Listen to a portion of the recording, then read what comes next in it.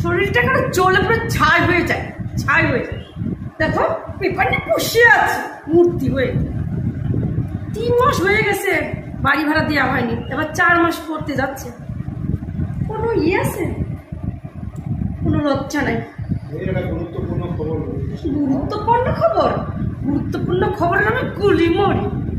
নিজের খবর নিয়ে তৈরি করে বাজারে বিক্রি করার 2 টাকা হবে। 4টে মাস হয়ে গেল আমি বাড়ির বাইরে বেড়াতে পারি না। বাড়িওয়ালা তার গিন্নি আমাকে ধরে ধরে কত কথা বলে, ও দিদি 3 মাস বেড়ে 4 মাস করছে, টাকাগুলো কবে দেবেন? দাদাকে বলেন তাড়াতাড়ি আমাদের টাকা শোধ করতে।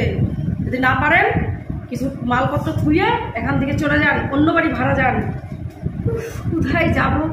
একটা বাড়ি ভাড়া নতুন করে অ্যাডভান্স দেওয়া, আবার জিনিসপত্র টানা হেঁচড়া, কোন টাকা খরচা হয়? হ্যাঁ, দিনের পর দিন বাড়িতে বসে বসে পেপার নিয়ে বসে থাকে। দেশের খবর, দেশের নেতা চালাচ্ছে কেতা। কি আশ্চর্য লোক, কোনো লজ্জা নাই, ঘৃণা নাই। এত বকাবাকি করি আমি সারাদিন করে। লজ্জা থাকলে কোনো বেটা ছেলে হলে দৌড়াতে কাজ খুঁজতে বেরোতো। এখন ঠায় বসে আছে।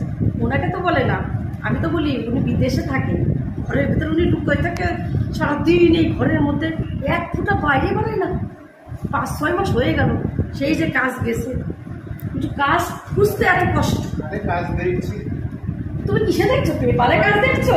তুমি পেপারের মধ্যে মুখ বিচার কাজ দেখছো? তোমার মুখটা দেখে লোকে কাজ দেবে না? লোকে তো একটু যায় রাস্তাঘাটে, বাজারঘাটে যায়, একটু খোঁজ নে, যে কোনো ছোট বড় যা কাজ পাক, কাজ। আমি এত বড় জমিদার বংশের সাওয়াল, আমি কি লোকের দোকানে কাজ করতে পারি?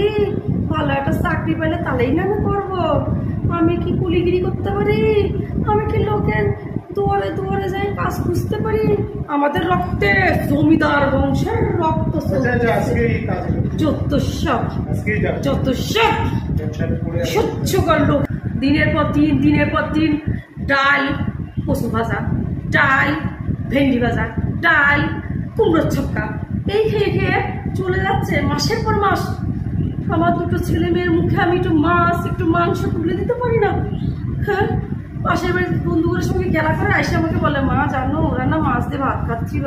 আমি বললাম তোমার খেতে ইচ্ছে করছে? না মা, আমরা এটাই খেয়ে ভালো থাকি। বাবা তো টাকা নেই, বাবা যখন টাকা হবে আমরা তখন মাছ মাংস খাবো। এতটুকু বাচ্চারা এত বসে আর গোড়ালের মতন বসে সারাদিন যা রান্না করবো হাওয়াইতের মতন খাবে আর গপ গপ করে যাই খাইয়ে দিয়ে ঘুমাবে টান হয়ে। আর যখন ঘুম ভাঙবে এই ছবি হয়ে বসে থাকবে পেপারে যে কি পায়। এই কালকে থেকে যদি পেপার নাও তুমি, এই যে রোজ যে 5-10 টাকা করে নষ্ট করে পেপারের পিছনে, সে টাকা আসে কোন? হ্যাঁ, সেটা চা খাওয়ার টাকা পাইনি, আমি পেপারের টাকা জোগাড় করে ওনার দিতে হয়। যত সব হচ্ছে না, করতে বসবে কখন? সবাই তো আমাকে জ্বালিয়ে করে ছাড়খাড় করে দিচ্ছ, ভালো লাগে না।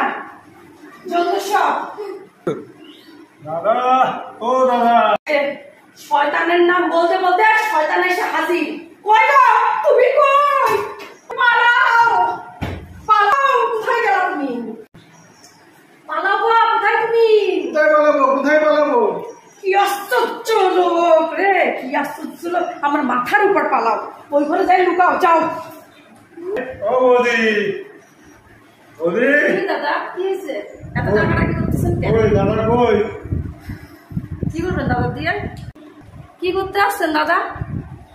আপনি জানেন না কি করতে এসছি? দেন টাকা দেন।